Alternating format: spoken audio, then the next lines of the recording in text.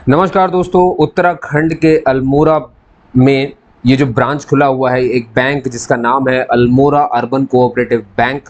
आप देख सकते हो इसके बारे में 1991 से बना ये बैंक है जिसमें कि स्पेशल ऑफिसर आईटी की भर्ती खुली हुई है, स्पेशल ऑफिसर लॉ की भर्ती खुली हुई है, क्लर्क कैशियर एग्जीक्यूटिव की भर्ती खुली हुई है और क्लर्क टाइपिस्ट की भी भर्ती खुली हुई है। ठीक है दोस्तों, आपकी मैं बता दूं कि अभी प्रेजेंट में ये जो बैंक है ये उत्तराखंड में है। अल्मोड़ा जो है उत्तराखंड में आता है।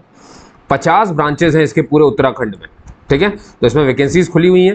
मैं फिर से रिपीट कर देता हूँ कौन कौन सी वैकेंसीज मैंने आपको बताई है। एक इसमें है स्पेशल ऑफिसर की, ठीक है, और 1500 रुपये की फीस है। 1500 रुपये की फीस है और सभी के लिए, इसमें किसी को छूट नहीं दी गई है। ठीक है, स्पेशल ऑफिसर आईटी, लॉ और फिर आपका क्लर्क और इसी में कैशियर। ठीक है, क्लर्क और एक और आता है क्लर्क टाइपिस्ट। ठीक है, आईटी के लिए सर जॉब जितनी खाली है वो है 15 वैकेंसी है। इस तरह से लॉ में जब आप देखेंगे तो आपको मिलेंगी 2 ही पोस्ट खाली है ना। और अगर आप क्लर्क और कैशियर मतलब कैशियर की बात करेंगे तो 75 पोस्ट खाली है। और अगर आप ये टाइपिस्ट की बात करेंगे तो टोटल 8 पोस्ट खाली है, मतलब 100 के करीब हो जाती है। एज की बात करूं दोस्तों तो देखिए, जो भी स्पेशल ऑफिसर आईटी वाला है चाहे वो लॉ वाला है, इनके दोनों के लिए एज आपको दिख रहा होगा मिनिमम 25 है और मैक्सिमम 40 है। और आप यहाँ से यहाँ तक आप हो जाने चाहिए ना, 40 इसके ऊपर नहीं होना चाहिए। आसान भाषा में 25-40 दोनों स्पेशल ऑफिसर के लिए, आईटी के लिए भी और एज पर आपके लॉ के लिए भी। ठीक है, और शुरू में अगर आप सिलेक्ट हो गए तो 30,000 रुपये की आपको तनख्वाह मिलेगी। 2 साल तक आप ट्रेनिंग पर रहेंगे। ठीक है, दोनों ही सूरतों में, चाहे आप स्पेशलिस्ट ऑफिसर के लिए सिलेक्ट हो जाए आईटी लॉ के लिए या फिर आप क्लर्क में कैशियर या टाइपिस्ट बन जाए, दोनों में 2-2 साल का ही जो है ट्रेनिंग है। और क्लर्क को और जो कैशियर और जो टाइपिस्ट है दोनों क्लर्क की ही पोस्ट है। इनको जो तनख्वाह मिलेगी वो 18,000 रुपये है 2 साल के दौरान जब भी ट्रेनिंग कर रहे होंगे। और जब स्पेशल ऑफिसर आईटी वाले लॉ वाले ट्रेनिंग में होंगे तो इन्हें 30,000 रुपये ट्रेनिंग के दौरान दिया जाएगा। ठीक है, फिर इसके बाद इनको जब परमानेंट किया जाएगा, ट्रेनिंग खत्म होगी तो फिर बात अलग हो जाएगी। ये बात समझ में आ गई। ठीक है, तो अब सर क्लर्क के लिए उम्र कितनी है? क्लर्क के लिए 21 से, मतलब यहाँ पर आपको दिख जाएगा 21 से 40 है। ठीक है, 21 से 40 इनके लिए है, कैशियर के लिए और टाइपिस्ट के लिए।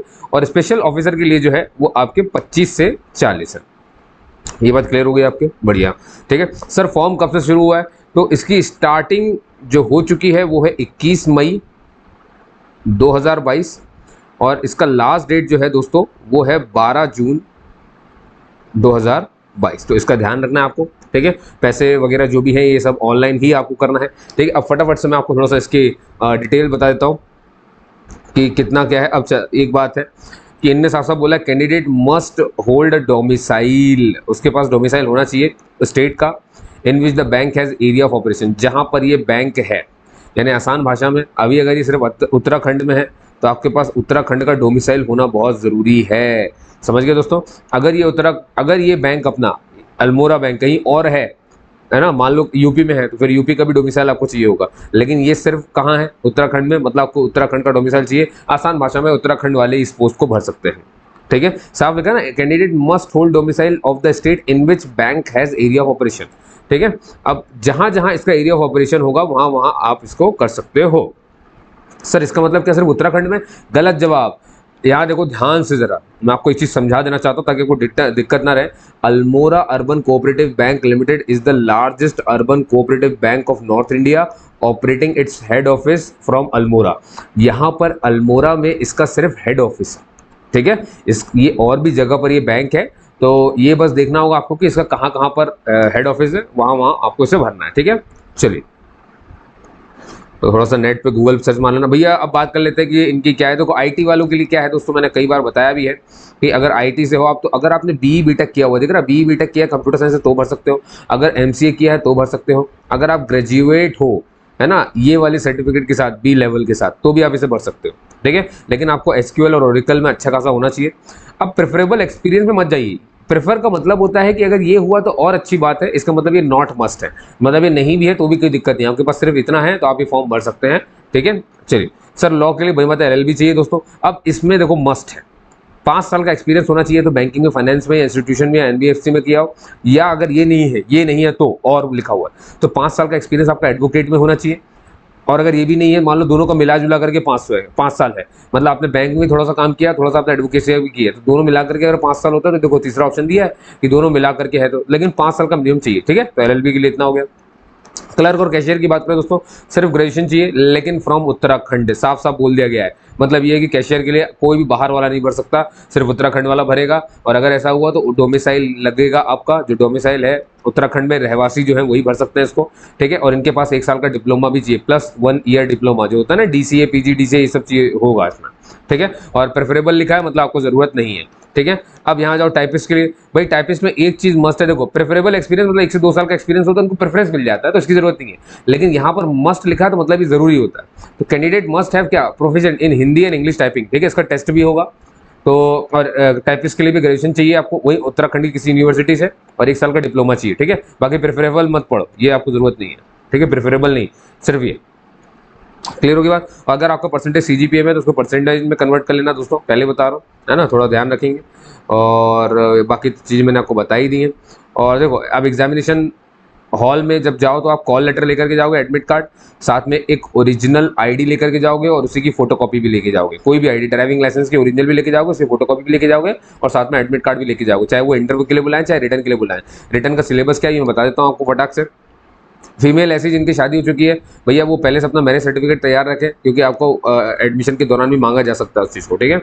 और फोटो वगैरह मैं बता दूं आपको, देखो 3-4 चीज़ें हैं जो बैंक में लगती है। एक फोटो होती है, ठीक है। फोटो आपकी 20 से 50 केबी के बीच में होनी चाहिए, ये आपको ध्यान रखना है, ठीक है। सिग्नेचर आपका 10 से 20 केबी के बीच में होना चाहिए, ये भी आपको ध्यान रखना है, ठीक है। और एक लेफ्ट थंब इम्प्रेशन लगता है, और ये हैंड रिटन नोट्स है, ठीक है। इनका भी साइज अभी मैं बता रहा हूँ, ये तो 50 केबी से 100 केबी के बीच में होना चाहिए। इसको मतलब किसी पन्ने पे लिखना है और इसको इतना स्कैन करके लाना है। तो ये तो खैर आप कहीं से करवा लेना, खुद मत करना, गलत हो जाता है, ठीक है। और लेफ्ट थंब इम्प्रेशन आपका ये भी जो है ये 20 केबी से 50 केबी के बीच में रहेगा, ठीक है। तो ये साइज़ अपने आप से नोट कर लेना। ये 3-4 चीज़ें चाहिए भैया। और ऑनलाइन पेमेंट करना है तो 1500 रुपये है दोनों के लिए, ऑफिसर के लिए, क्लर्क के लिए सेम है, ठीक है। और नीचे चलते हैं सीधे। अब ये मैंने आपको बता दिया सारे साइज़ वगैरह। और अब हमें आना है सीधे, ये है वो 4 सेंटर जहाँ पे एग्जाम होगा, अल्मोड़ा में, हल्द्वानी में, देहरादून में, रुड़की में, और आपको कोई एक सेंटर चुन लेना है, ठीक। और ये भी जरूरी नहीं है। अब ये रहा भैया, पेपर इस तरह से होगा दोस्तों, रीजनिंग आएगी, है ना। कितने नंबर का पेपर है, कितने क्वेश्चन आएंगे आपका, देखो जो टोटल टाइम है वो 1:45 है, 1:45 मिनट है, ठीक है। अब इसमें सबके लिए अलग अलग टाइम दिया है। जैसे इंग्लिश का सेक्शन 40 नंबर का है, 40 क्वेश्चन है, और टोटल 35 मिनट है। 35 मिनट आपका टाइमर शुरू हो जाएगा, टाइमर 35 मिनट जैसे ही खत्म, ये सेक्शन अपने आप क्लोज हो जाएगा, फिर अपने आप इंग्लिश खुल जाएगा, ठीक है। इंग्लिश के 40 क्वेश्चन आपको करने हैं, 40 मार्क्स के ही हैं, और ये भी 35 मिनट तक चलेगा, फिर ये भी बंद हो जाएगा, टाइम खत्म, सब खत्म। जनरल अवेयरनेस आएगी, खासतौर पर बैंकिंग की, 40 क्वेश्चन 40 नंबर के, और 20 मिनट है। सारा पेपर इंग्लिश में ही होगा। कंप्यूटर नॉलेज आएगा, फिर 40 क्वेश्चन 40 नंबर, 20 मिनट मिलेंगे। मैथ्स आएगी, 40 क्वेश्चन 40 नंबर, 35 मिनट मिलेंगे, ठीक है। तो इस तरह से टोटल 145 मिनट हो जाते हैं। और एक गलत आंसर करने पर 1/4 मार्क्स भी कट जाएंगे। 5 ऑप्शंस रहेंगे हर क्वेश्चन के आगे। तो इस तरह से टोटल 200 क्वेश्चन है, 200 मार्क्स के, याद रहेगा ये सब।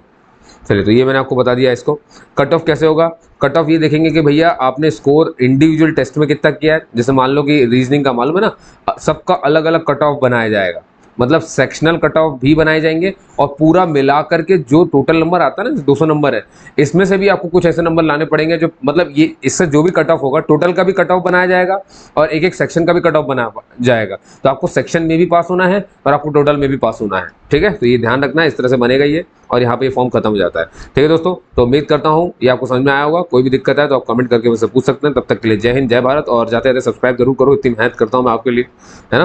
तो जाते जाते सब्सक्राइब जरूर करेंगे। तब तक के लिए जय हिंद, जय भारत दोस्तों।